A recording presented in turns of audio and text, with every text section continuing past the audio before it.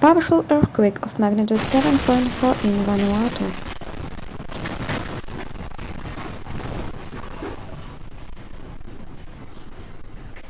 The earthquake occurred in the Pacific Ocean, about 50 kilometers from the capital Port Vila, which was badly damaged.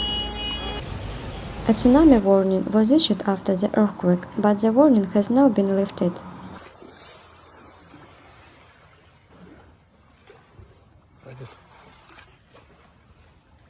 The earthquake caused a number of damages, which bridges collapsing and buildings damaged.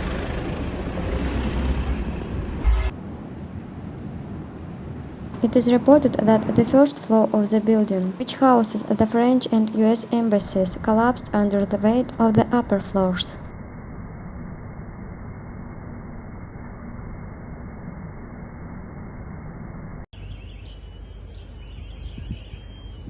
Like it if you think that we need to protect nature, because this is the main problem of humanity.